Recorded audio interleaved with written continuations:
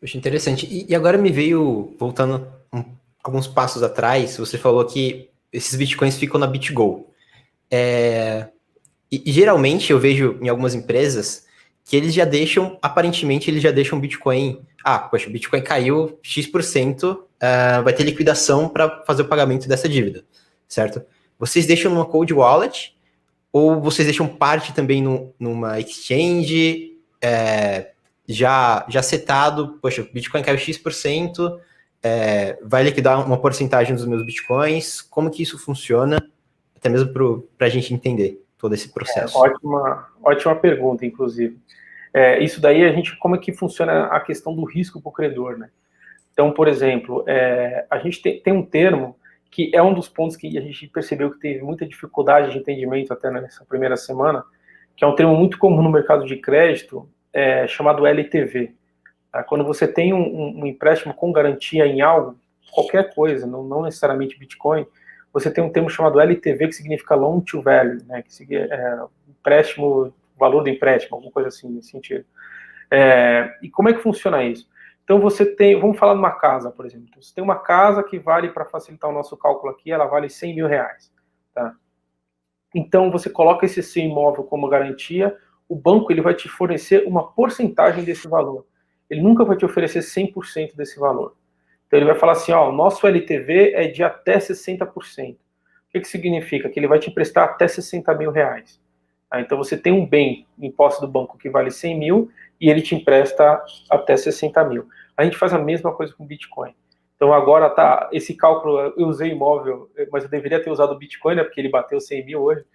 Então assim, pensa que é um Bitcoin que vale 100 mil, então a gente vai te emprestar até 60 mil. Tá, 60% do LTV. Mas e como é que funciona? Por exemplo, se eu posso pegar outros LTVs, eu posso pegar 20%, 30%, até 60%. Aí você pensa, pô, mas por que eu pegaria 20 se eu posso pegar 60, né? Porque isso influencia em duas coisas. Influencia primeiro no risco da transação. Então, assim, se o preço do Bitcoin é extremamente volátil, a gente sabe disso. Se o preço dele cai a um ponto que o seu LTV agora, imagina que você fez um empréstimo, está lá o seu contrato, 60% de LTV, você pegou 60 mil reais. Tá? Então você pegou 60 mil reais, o preço do Bitcoin caiu. A ponto que agora, o que a gente tem em posse não é mais os 100 mil. Então ele está valendo menos e o seu LTV, na realidade, agora está 70%. Porque o que você pegou equivale a 70% do preço do Bitcoin hoje. O que vai acontecer? A gente vai fazer uma chamada de margem. Tá? Como é que funciona essa chamada de margem? Você vai receber um e-mail, SMS, tudo quanto é notificação aí que você programou, e a gente vai solicitar o seguinte, que você deposite mais bitcoins na sua carteira, tá? Você pode transferir mais criptomoedas, ou que você liquide algumas parcelas do seu empréstimo. Isso para quê? Para fazer com que o seu saldo volte a 60%. Então tá 70%, se você colocar mais criptomoeda, você depositar mais Bitcoin, ele vai voltar a 60%. Ou você pode quitar algumas parcelas e ele vai voltar a 60%. Então essa é a segurança do credor. E quanto tempo que você tem para fazer isso? Você tem 2 dias úteis para fazer isso. Tá? Então isso não é algo do tipo assim, não, pô, beleza, teve uma chamada de margem agora. Daqui a 1 hora, se você não fizer isso, eu vou vender teu Bitcoin. Não vai acontecer isso, pode ficar tranquilo. Vão ser 2 dias úteis e até por questões legais, regulatórias, a gente não pode fazer sem ser dia útil, tá? Então, por isso que são 2 dias úteis. A partir do segundo dia útil, o que vai acontecer? A gente vai olhar qual que é a foto do teu contrato hoje, qual que é a situação atual, seu balanço. Pô, ainda está em 60% de LTV? Não está mais do que isso. O que vai acontecer? Aí a gente vende a sua criptomoeda, tá? A gente vende só para pagar o seu saldo devedor. O seu saldo devedor foi pago, o que sobrar da tua criptomoeda, porque assim, aí você tem um valor maior do que é o saldo, né? O restante fica disponível para você sacar normalmente. Passou 2 dias úteis e a gente viu que o preço do Bitcoin voltou a subir de novo, não está mais atingindo, voltou a ser 60%.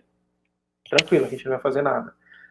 Você pagou parcela e diminuiu o seu saldo, também não vai acontecer nada.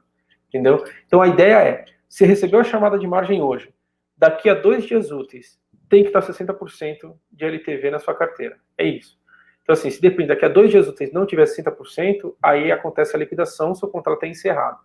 Se de repente tiver 60%, é normal, a vida continua, seu contrato continua funcionando normalmente. Entendeu? Essa é a questão da chamada de margem. E aí, respondendo sua pergunta, que eu acho que você perguntou da BitGo, né? Com isso, a gente consegue ter aí, lembra que eu te falei que na HOT a gente tem aí 2 dias úteis? É justamente essa diferença que a gente tem, pô, beleza, eu tenho um valor em HOT, eu sei que daqui a 2 dias úteis eu tenho a possibilidade de executar X bitcoins. Então, é o tempo que eu tenho para transferir para uma exchange. Entendeu? Entendi. Aí eu faço a transferência. Então, a gente só transfere quando acontece isso para, de fato, executar.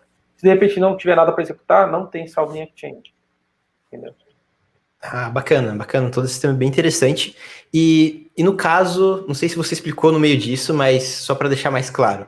No caso de que, poxa, Bitcoin saiu de 22 mil, como aconteceu em março, tinha empréstimo, agora está em 100 mil. Poxa, melhor do cenário. É o processo contrário que a gente estava conversando. E isso é uma pergunta muito, assim, olha, só essa semana acho que umas 15 pessoas me perguntaram isso. Pô, beleza, subiu o preço do Bitcoin.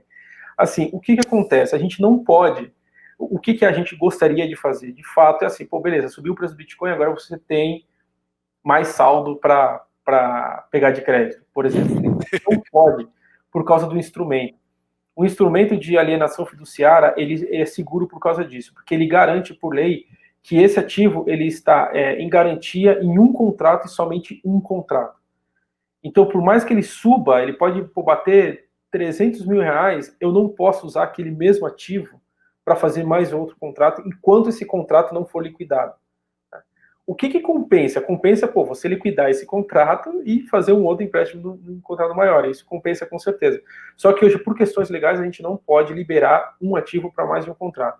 Existe uma legislação que está agora para ser aprovada, é bem recente, inclusive, que é você conseguir usar a alienação fiduciária de imóvel, você conseguir usar para mais de um contrato.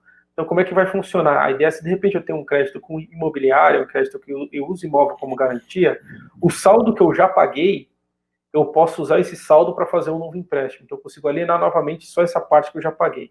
Só que isso só vai funcionar para imóvel. Mas por que eu estou comentando isso?